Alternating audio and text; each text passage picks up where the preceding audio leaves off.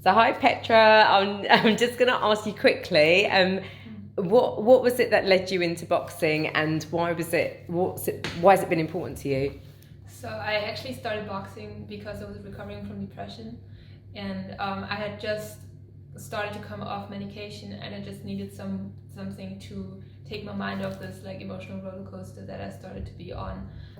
And yeah, one day I was just like, all right, I just have to start boxing, because I was still at the point where I wasn't really recovered yet, but I was starting to feel better, and I really wanted to come off the medication because I started getting the feeling of maybe you should just stay on the medication like for the rest of your life. So, and that scared me because I was like, no, I don't want to be numb for the rest of my life. I want to be able to feel emotions and stuff. And yeah, to help me with these thoughts and to help me against the withdrawal symptoms, I just went boxing every day. Wow. And so like, and then you dance as well, and so like, how do you connect your mental well-being through your dance and the boxing? How is it all interlinked? How is it connected? What does it do for you? So boxing really helped me with my mental health and also with my confidence, because I think you have to be confident in the ring, and you kind of have those little small goals all the time. And when you achieve them, it gives you like a little bit more confidence, and you're really in the moment in boxing. And I think it's quite good for me to also punch things. Like, I think for all of us. I know, it's like this energy is great for me to, I leave boxing completely exhausted, like crawling basically, but I'm mentally completely fresh. Yeah. So with dancing, I didn't have the same experience because I always wanted to dance as a career. And when I grew up and I started wanting to be a dancer, I had a lot of people holding against me and telling me that I won't be able to do it and stuff like that. So there was always this desperation attached to it, whereas boxing was just for myself. It was just, a really selfish thing for me to do. It didn't have a purpose in the beginning. It was just literally for me to feel good.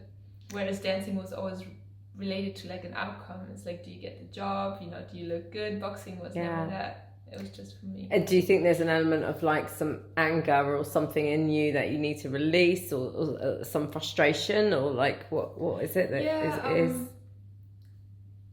I do get mad. I don't know if there was it's hard to tell if there was like a type of anger.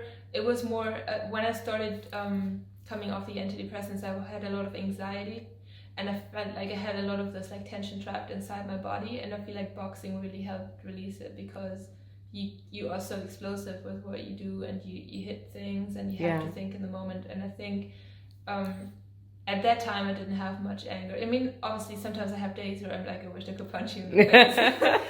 But not necessarily all the time. It's not that I'm all the time angry or aggressive, but I used to have these crazy anxiety attacks, especially when I was transitioning off the medication, because I think my brain wasn't used anymore to feeling ups and downs of emotion, because that's what like antidepressants do. They kind of put you on this like one level, and you don't have much up from that and much down from that. Yeah. So it really helped me with the anxiety and just to get it out. We spoke a bit about like being a woman in a man's world and finding a voice and all those things, which is very much about like how the images all relate to one another.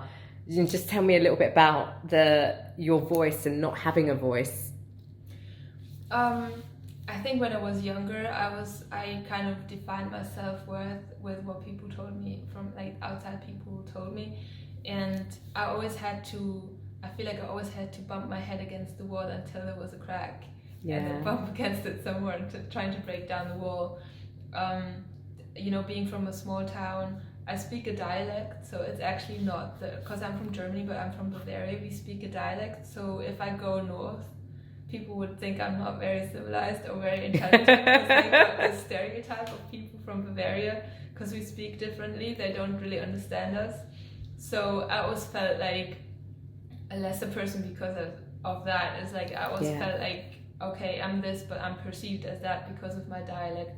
And then obviously when I was younger, I was so desperate to work as a dancer I did a lot of dance work that didn't suit me, but I thought I had to do that to earn money, or like, you know, I thought I had to do music videos, and I thought I had to do, you know, like Bollywood films or something, because they bring in the money, and it's like 2-3 weeks at a time. So, but nothing of that fulfilled me, because for me it was just meaningless.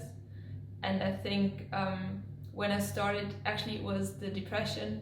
Actually, like I did one piece before that where I used Charlie Chaplin's speech from The Great Dictator as a basis for a dance piece.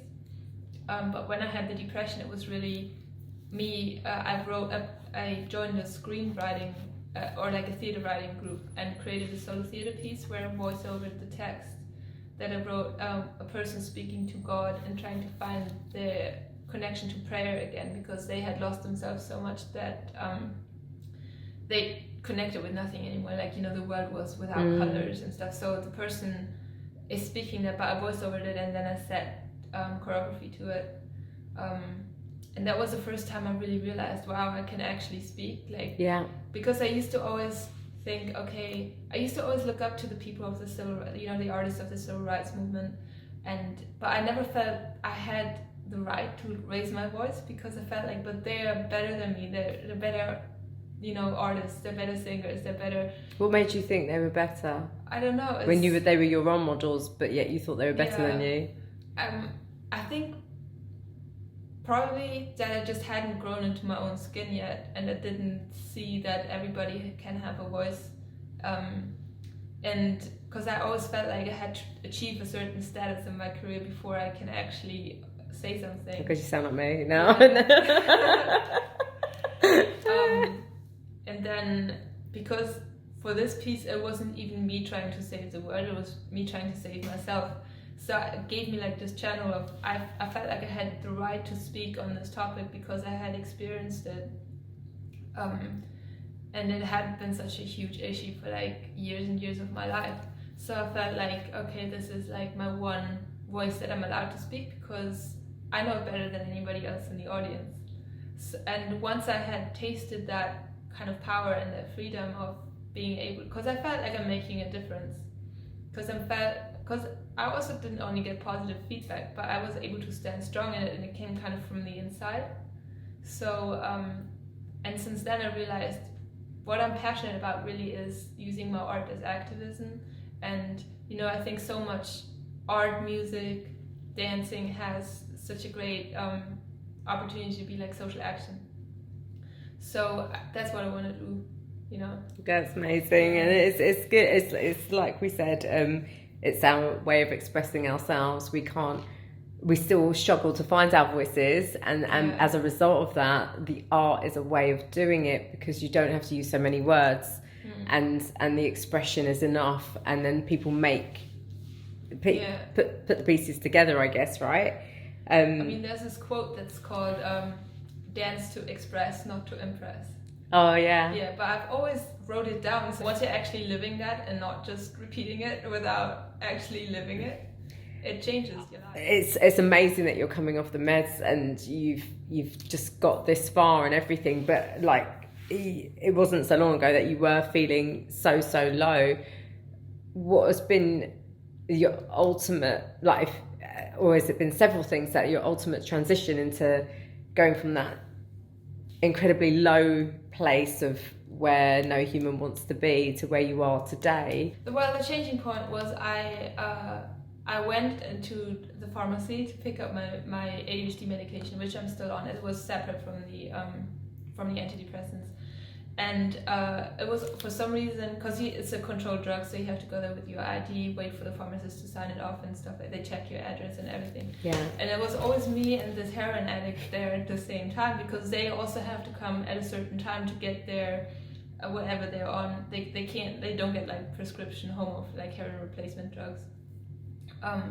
So they have to like eat it in front of the pharmacist. So she was there in line right after me, and I got a phone call because I had to wait for the pharmacist to you know, it was kind of a busy day. I went outside so I can answer the phone call, and then she came and she tapped me on the shoulder, and she was like, "Your drugs are ready." And I turned around and looked into her eyes, and I felt like I'm looking into the mirror. because she's at the point where she is, because she's lied to herself, she's, you know, pushed stuff into the back of her head and never dealt with it, and, you know, like always like promising herself probably like after the next rehab I'll be clean, like I just use one more time. And that's how I, not with drugs, but I used to always be like, okay, when I'm 18 I'm gonna be free, I'm gonna do this, like when I'm at this point in my career I'm gonna be free, I'm gonna have accomplished this and that will give me the confidence. But like I always was promising myself that something that came from the outside would fix all my problems and turn me into a happy and confident person, which is never gonna happen because it has to come from inside of you. But because I literally, it was such a powerful feeling, like I wished people could feel how I felt when I looked into that person's eyes, and it's scary. You know, I went home and cried, like it was like an out of life experience. Almost. It's scary. And then I called my tap teacher and I told him about it, and he was like the only person at any point that took it seriously. Like that was like, oh shit, okay, like let's deal with it. And then he also didn't feel, what was really important, I think, he didn't feel sorry for me. He was just like, okay, I'm here for you, but you need to sort your shit out. You know what I mean? So, but then it happened really quickly. Then I started getting like a therapist online, like because the waiting list at the NHS like was 8 or 10 months at that point. I was like, I'm not gonna make it another 8 to 10 months. So I got a therapist online. I started boxing. I became a vegan. Just literally everything that that I could think of that could get me a tiny bit closer. I couldn't even at that point picture myself being healed or like being happy or in a good place. But I was just like, okay, if eating mangoes is gonna give me like a tiny millimeter closer to being better, I'm gonna hold on to this mango like for dear life. You know? That was a major turning point. And then obviously with therapy I dealt with a lot of stuff that I had never dealt with, so that was really painful to deal with a whole lifetime of denial. And but that since then I changed completely. I feel like I was reborn. I feel like a phoenix. And I love it. Yeah. No, and it's an absolutely inspirational story, and good things to come, because once you, like you say, once you let go of all those demons and trauma, you move forwards. And there's only one way to go with that, because you like who you are now, and that will change things significantly for you. It's amazing to see, and it comes out again in how we've shot today. It came out like you are confident, you are strong, you are vulnerable, you have all those normal emotions, but you don't need the medication to control the level of emotion that you feel. You have those emotions, and you're free to talk about it. And I think the talking, even how we spoke at the beginning, we spoke candidly about everything, and that was really, really good to show your expression. I think that really helped. I think the world just needs more honesty. It's, you know, if we, I mean, I'm not talking about over dramatizing everything, but if you have the feeling that you have to wear a mask in order to function in society, that's a really desperate feeling. And then you just dealing with like alter egos. I prefer to be honest now, and I feel like since I committed to myself and since I really love myself, good things come to me. Absolutely. You know? Absolutely, I agree with you. You shut out the toxic and anything that pulls you down or drags you down, and if it still continues, or you can't help it because it's in your workspace or another space, then you manage it at arm's length in order to not affect who you are. So you've done amazing, and it's great, and I've loved shooting you, and we'll shoot again, no doubt. But thank you so much, Petra. I'm going to end it there.